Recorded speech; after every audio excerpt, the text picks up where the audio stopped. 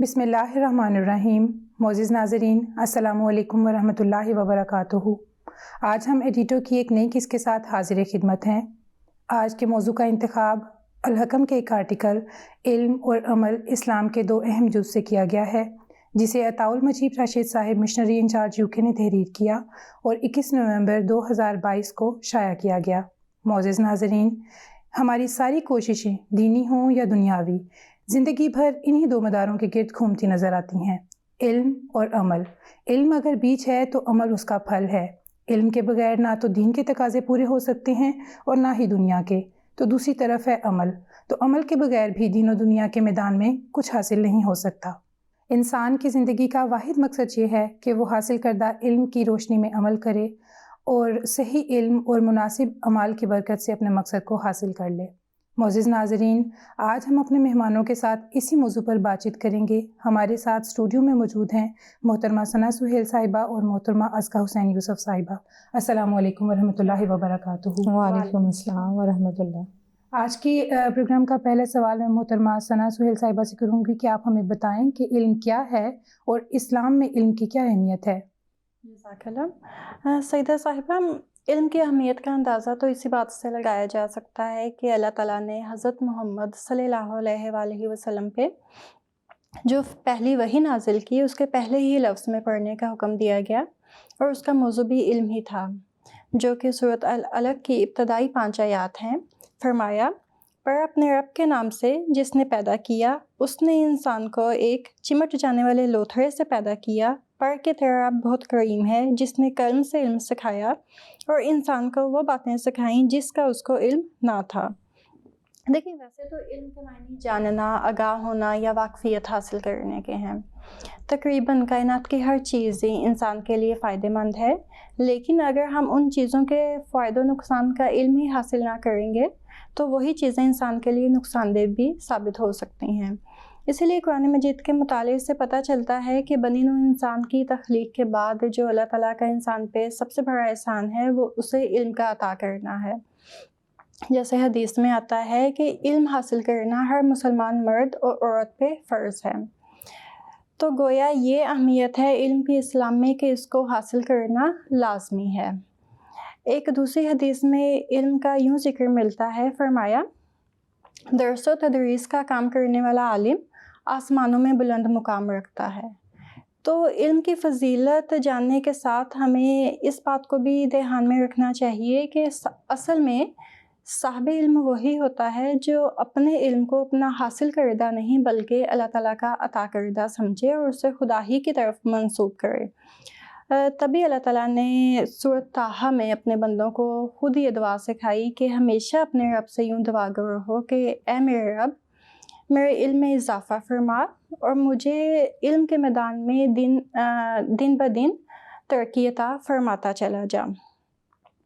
اسی کے پیش نظر ایک خوبصورت واقعہ جو میں آپ کو سناتی ہوں، یہ حضرت صلی اللہ علیہ وآلہ وسلم کا ہے کہ ایک دفعہ آپ صلی اللہ علیہ وآلہ وسلم مسجد تشریف لے کے گئے تو آپ نے وہاں پہ جا کے دیکھا کہ لوگوں کے 2 گروپس بنے ہوئے ہیں۔ جو ایک گروہ ہے وہ قرآن مجید کی تلاوت اور دعاؤں میں مشغول ہے، جبکہ جو دوسرا ہے وہ علم حاصل کرنے میں مشغول ہے۔ تو آپ صلی اللہ علیہ وآلہ وسلم نے دونوں گروہوں کو دیکھ کے فرمایا کہ بے شک یہ دونوں گروہ ہی نیک کام میں مشغول ہیں، اور جو تلاوت قرآن پاک اور دعاؤں میں مشغول تھے انہیں دیکھ کے فرمایا کہ خدا چاہے تو انہیں دے اور چاہے تو انہیں نہ دے۔ اور پھر دوسرا گروہ جو درس و تدریس اور علم جیسے کام میں مشغول تھے انہیں دیکھ کے فرمایا کہ بے شک اللہ تعالیٰ نے مجھے معلم اور استاد بنا کے بھیجا ہے۔ اور ساتھ رسول اللہ صلی اللہ علیہ وآلہ وسلم نے یہ بھی دیکھ لیا کہ وہ لوگ تقویٰ کے ساتھ غور و فکر اور تدبر سے علم حاصل کرنے میں مشغول ہیں، چنانچہ آپ ان کے ساتھ جا کے بیٹھ گئے۔ اس طرح اصل علم وہی ہے جو تقویٰ کے ساتھ ہو، اور ہمیں اس بات کو بھی مد نظر رکھنا چاہیے کہ کوئی بھی علم ہمیں تقویٰ سے دور لے جانے والا نہ ہو۔ اور آخر میں اگر میں دریا کو کوزے میں بند کروں تو یہ روایت علم جیسے وسیع موضوع کی بہترین عکاسی کرتی ہے۔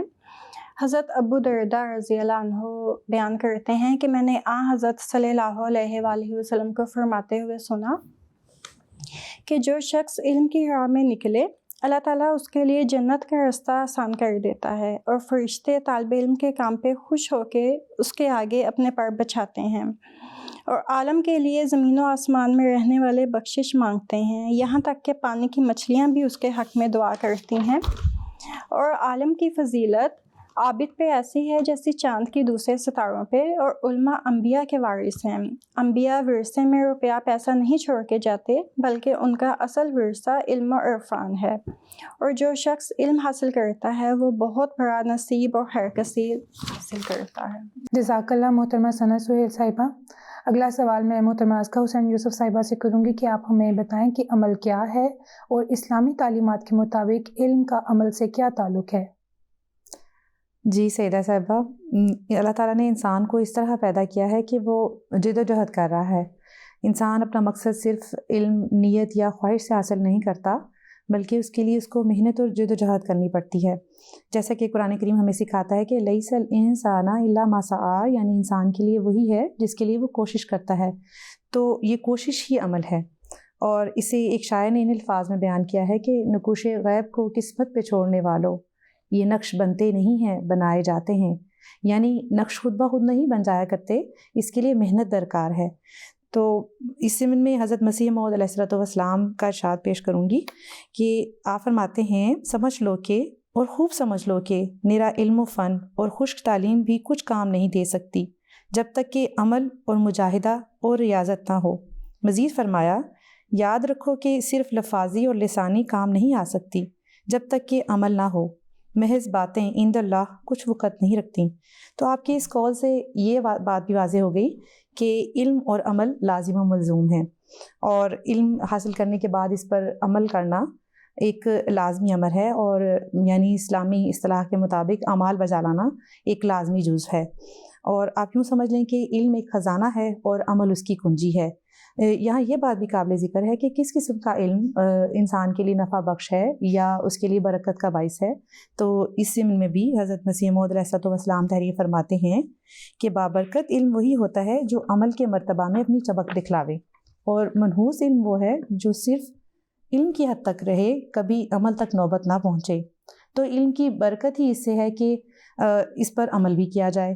اسلامی تعلیمات کی بنیاد ہی اس بات پر ہے کہ علم کو بعمل بنایا جائے، اور اس کے لیے قوت ارادی کی ضرورت ہے۔ تو جب ہم حضرت صلی اللہ علیہ وآلہ وسلم کے دور پر نظر ڈالتے ہیں تو ہمیں اس ایمان لانے سے پہلے کی عملی حالتوں اور ایمان لانے کے بعد کی عملی حالتوں میں ایک واضح فرق نظر آتا ہے، ایک حیرت انگیز نمونے نظر آتے ہیں ہمیں اس میں۔ ان کی حالت کس طرح پلٹی، کیسا انقلاب ان میں پیدا ہوا، کیسی قوت ارادی اس ایمان نے ان کے اندر پیدا کر دی کہ ایمان لاتے ہی انہوں نے یہ فیصلہ کر لیا کہ ہم نے اب اللہ تعالیٰ کی تعلیمات پر، اسلام کی تعلیمات پر عمل کرنا ہے، اور اس کے لیے ہم نے اپنے دل کو قوی اور مضبوط کرنا ہے۔ انہوں نے یہ فیصلہ کر لیا کہ حضرت محمد صلی اللہ علیہ وسلم کا ہر حکم ہمارے لیے حرف آخر ہے، اور ان کا یہ فیصلہ اور ان کی یہ نیت اور ارادہ اتنا مضبوط تھا کہ ان کے اعمال کی کمزوریاں بھی اس کے آگے نہیں ٹھہر سکیں۔ اس کی ایک چھوٹی سی مثال اس حدیث میں ہمیں ملتی ہے کہ حضرت انس بن مالک رضی اللہ تعالیٰ عنہ بیان کرتے ہیں کہ میں ابو طلحہ انصاری، ابو عبیدہ بن جراح اور ابی بن کعب کو شراب پلا رہا تھا کہ کسی آنے والے نے آ کر بتایا کہ شراب حرام ہو گئی ہے۔ یہ سن کر ابو طلحہ نے کہا کہ انس اٹھو اور شراب کے مٹکوں کو توڑ ڈالو۔ انس کہتے ہیں کہ میں اٹھا اور پتھر کی کنڈی کا نچلا حصہ مٹکوں پر دے مارا اور وہ ٹوٹ گئے۔ تو یہ حال تھا، یہ قوت ارادی کے علم میں آتے ہی فوراً عمل کیا گیا۔ اور روایت میں آتا ہے کہ اس روز مدینہ کی گلیوں میں شراب پانی کی طرح بہہ رہی تھی۔ جزاک اللہ محترمہ ازکیٰ حسین یوسف صاحبہ۔ اگلا سوال میں محترمہ ثنا سہیل صاحبہ سے کروں گی کہ آپ ہمیں بتائیں کہ حضرت مسیح موعود علیہ الصلوۃ والسلام نے علم کے کون سے مدارج بتائے ہیں ہمیں؟ حضرت مسیح موعود علیہ الصلوۃ والسلام نے اپنی متعدد کتب میں نہ صرف علم جیسے موضوع پہ بات کی، بلکہ اس کی اہمیت پہ زور دیتے ہوئے اس کو تفصیلاً بھی بیان فرمایا، اور علم کی حقیقی تعریف بیان کرتے ہوئے فرمایا، علم و حکمت ایک ایسا خزانہ ہے جو تمام دولتوں سے اشرف ہے۔ دنیا کی تمام دولتوں کو فنا ہے، لیکن علم و حکمت کو فنا نہیں۔ اور پھر علم کو 3 مدارج میں بیان کیا، علم الیقین، عین الیقین اور حق الیقین۔ اور حضرت مسیح موعود علیہ الصلوۃ والسلام نے ان مدارج کو آسان لفظوں میں یوں سمجھایا جیسے اگر ایک جگہ سے دھواں نکلتا دیکھ کے وہاں آگ کے ہونے پہ یقین کر لیا جائے تو یہ علم کی پہلی منزل علم الیقین ہے، اور اس آگ کو اپنی آنکھ سے دیکھ کے اس کے ہونے پہ یقین کیا جائے تو یہ دوسری منزل عین الیقین کہلائے گی، اور سب سے بڑھ کے خود دیکھی ہوئی آگ میں ہاتھ ڈال کے جلن اور حکرت سے اس کے ہونے پہ یقین کیا جائے تو یہ حق الیقین کہلائے گا۔ اسی طرح علم و معرفت کے مختلف ذرائع سے ہوتا ہوا انسان بالآخر حق الیقین کے مرتبے پہ فائز ہو جاتا ہے۔ اسلامی اصول کی فلسفی میں حضرت مسیح موعود علیہ الصلوۃ والسلام نے اس کا یوں ذکر کیا، علم کا حق الیقین کے مرتبے تک پہنچنا اور کیا ہوتا ہے، یہی تو ہے کہ عملی طور پہ اس کا ہر ایک گوشہ آزمایا جائے۔ چنانچہ اسلام میں ایسا ہی ہوا، جو کچھ خدا نے قرآن کے ذریعے سے لوگوں کو سکھایا، پھر ان کو یہ موقع دیا کہ عملی طور پہ اس تعلیم کو چمکائیں اور اس کے نور سے پر ہو جائیں۔ تو یہ وہ مدارج ہیں جو حضرت مسیح موعود علیہ الصلوۃ والسلام نے ہمیں بتائے۔ اور آپ علیہ الصلوۃ والسلام کے خلفائے کرام نے علم عمل کے بارے میں کیا نصائح کی؟ سیدہ صاحبہ، حضرت مسیح موعود علیہ الصلوۃ والسلام کے تمام خلفاء کی تعلیمات دراصل حضرت مسیح موعود علیہ الصلوۃ والسلام ہی کی تعلیم کا عکس ہیں۔